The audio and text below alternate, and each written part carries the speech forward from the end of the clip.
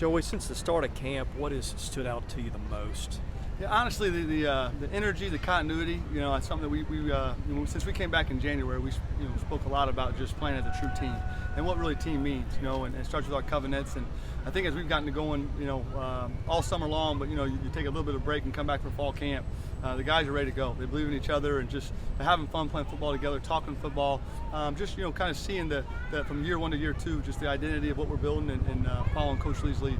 What can you do with full control of the offense from spring to even the start of fall camp that you couldn't do a year ago when you took it over kind of midstream? Yeah, I think it starts in the offseason. And to be honest with you, kind of lucky from year one to year two is, first of all, our personnel, really getting a feel for exactly what they do best and how to put them in position for success. But also our league, going through a full year of the SEC and kind of the challenges that those defenses present and all that type of stuff. That when we got back in January, we could really sit down and look at our players and design our offense kind of, to put them in position to have success. And I just think from an offensive staff, do that from January to spring practice to the summer, now to fall camp, just really be on the same page and truly understanding what we're all trying to accomplish and really be interlocked, full 11 on 11.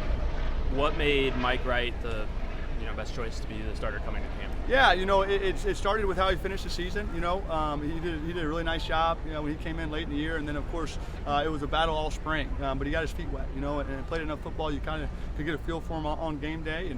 And then in the spring, himself, Ken, both those guys. AJ Swan came in as a mid-year, and all three of them had really good springs. And we just looked at our personnel and just what each guy brought to our unit.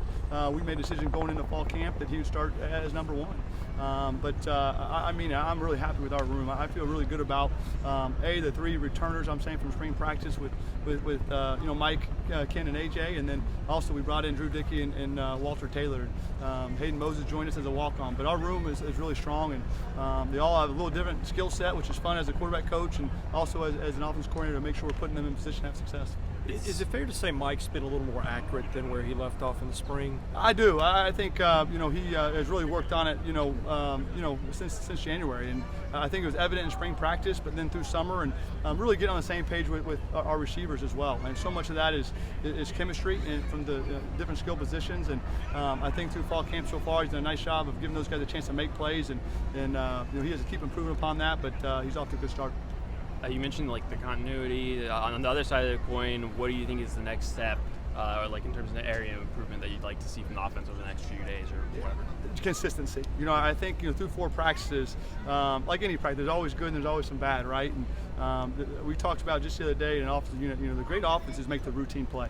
They really do. They execute and control the things that they can control, and we got to be the best offense in the country at things that we can control. And that's our different procedures, our snap counts, our alignments, our formation system. We can do things that create conflict for the defense just by our operation, and we got to buy into that. And I think from a consistency standpoint, that will go a long way, allowing us to be multiple. Well, so obviously a bigger roster this year, and it feels different where you've got guys over here and also over there. Does that help you? As it seems like you're getting more reps for the younger players, for the freshmen that you can probably evaluate on tape. How does that help you? That's huge. As you build a program, the meeting room is great and individual is great, but you learn by playing 11-on-11 football. Really getting them out there, getting the coaches off the field, letting them go play and react, and then kind of see their natural skill set and how they perform under fire a little bit. And some of the guys are learning under fire. They're getting out there and getting their first rep at a certain concept in 11-on-11 football. But we designed it that way. We're doing a lot of our drills 2-spot, as you can see. So in a normal practice, you have a 15-minute team period. You might get 20 to 25 reps, and all of a sudden you 2-spot that and you're getting 50 reps.